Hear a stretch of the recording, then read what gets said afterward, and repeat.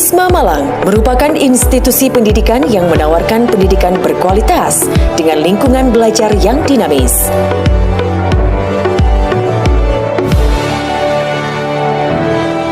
Fakultas Ekonomi dan Bisnis Universitas Islam Malang memiliki 3 program studi, yakni program studi S1 Manajemen, S1 Akuntansi, dan S1 Perbankan Syariah dengan status terakreditasi A dari BANPT.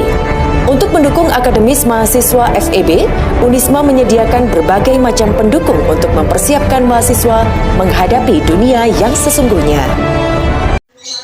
Assalamualaikum warahmatullahi wabarakatuh. Saya Dinar Eka ingin mempresentasikan hasil analisis jurnal perubahan dan pengembangan organisasi menggunakan instrumen TTSO untuk memenuhi tugas mata kuliah perilaku organisasi dengan dosen pengampu Bapak Joni Harijanto. Baik, langsung saja ke pembahasannya. Yang pertama yakni tujuan. Apa sih tujuan dari perubahan dan pengembangan organisasi itu? Tujuannya adalah dilakukan untuk mengatasi krisis yang akan dihadapi oleh organisasi, terutama krisis pada masa yang akan datang, serta mampu mengikuti arus perkembangan zaman, tapi tidak meninggalkan khas dari organisasi tersebut. Dengan seiring berjalannya waktu, perubahan dan perkembangan zaman dari masa ke masa banyak mengalami kemajuan yang cukup pesat. Diketahui bahwa suatu organisasi yang baik adalah organisasi yang mengadakan perubahan. Hal tersebut adalah positif bagi ketahanan hidup suatu organisasi. Selanjutnya, pembahasan yang kedua, yakni target. Apa saja sih target perubahan dan pengembangan organisasi? Yang pertama yaitu struktur organisasi. Perubahan dalam struktur organisasi meliputi perumusan dalam rumusan atau segi-segi tertentu pada tujuan yang telah ditetapkan. Yang kedua, prosedur kerja. Perubahan dalam bidang prosedur kerja dapat saja terjadi dengan atau tanpa adanya perubahan dalam struktur organisasi. Perubahan dalam prosedur kerja dapat terjadi secara menyeluruh dan mencangkup seluruh proses administrasi ataupun terjadi secara inkremental, artinya hanya mencangkup sebagian proses administrasi. Dan yang selanjutnya, yang ketiga, kemampuan teknologi.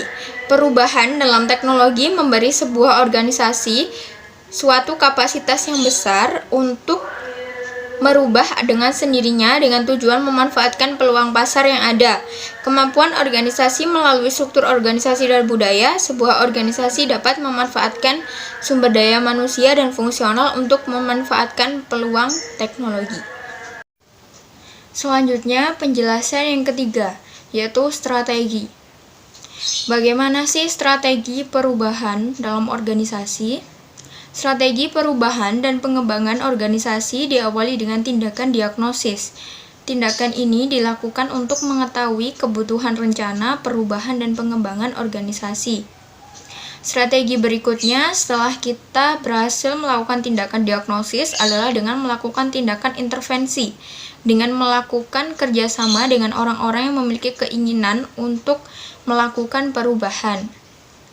Setelah kita melakukan tindakan intervensi tersebut, yang selanjutnya kita melakukan dengan strategi unfreezing, mempersiapkan anggota-anggota organisasi agar berada dalam suasana yang cukup stabil dan seimbang, kemudian memotivasinya untuk siap melakukan perubahan.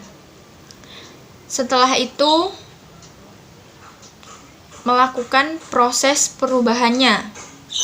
Jika proses perubahan tersebut sudah terlaksana, maka dilakukan dengan strategi yang terakhir, yakni disebut dengan istilah refreezing, yaitu tindakan atau tahapan yang berupaya melakukan pengintegrasian setiap personel organisasi agar berada pada koridor perubahan, sehingga setiap anggota berpikir tentang perubahan dan terlibat di dalamnya secara aktif.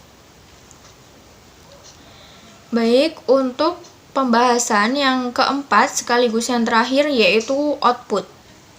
Output atau hasil dari perubahan dan pengembangan organisasi ini adalah ketercapaiannya tujuan organisasi dapat bertahannya eksistensi dari organisasi, para manajer atau pelaku organisasi akan lebih inovatif, kreatif, dan adaptif dalam organisasi sehingga dapat tercapai survive dan tujuan-tujuannya.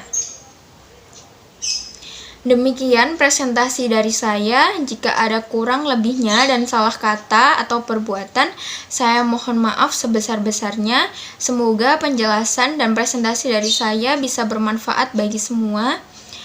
Saya akhiri. Wassalamualaikum warahmatullahi wabarakatuh.